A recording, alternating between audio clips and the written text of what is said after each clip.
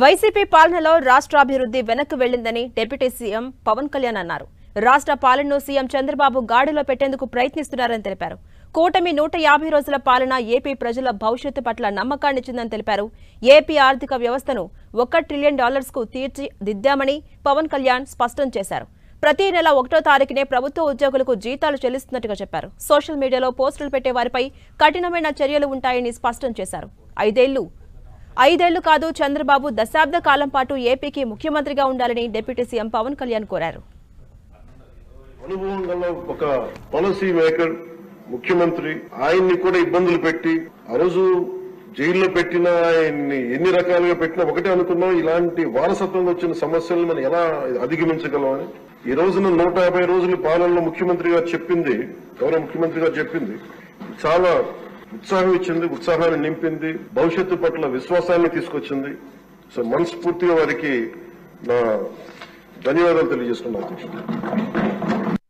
Andhra Pradesh $1 trillion ఎకానమీగా అతి త్వరలోనే ఈ 5 సంవత్సరాలు వెళ్తుందని మనసు సంపూర్ణ విశ్వాసం ఉంది. $1 ట్రిలియన్ మన ప్రజలకు అర్థం అవడానికి 7,65,000 కోట్ల ఎకానమీ. గత ప్రభుత్వం మనల్ని ఎకానమీని నిర్వీర్యం చేసింది, ఇబ్బంది పాలు చేసింది, అన్ని రంగాల్లోనూ రాష్ట్ర ప్రభుత్వాన్ని వెనక్కి తీసుకెళ్లిపోయింది. ఈ పరిస్థితుల్లో గౌరవ ముఖ్యమంత్రి గారి అనుభవం, మీ పారదర్శకత, మీ విజనరీ దృష్టి, ఇవన్నీ కూడా మాకు ఈ $1 ట్రిలియన్ ఎకానమీ వైపు పరిగెడుతున్నాయని అన్న దాంట్లో ఏమాత్రం సందేహం లేదు అధ్యక్ష.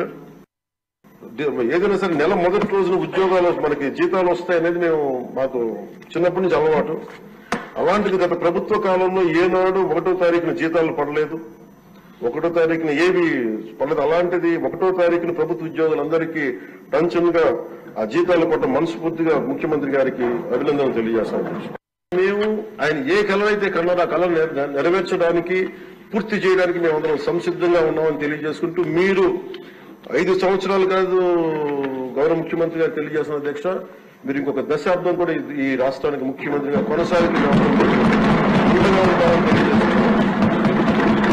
మీరు ఇదే స్ఫూర్తిని కొనసాగించాలని, ఇదే మీ ప్రతిభా పాఠవాలు చూపించాలని మనస్ఫూర్తిగా మేము కోరుకుంటూ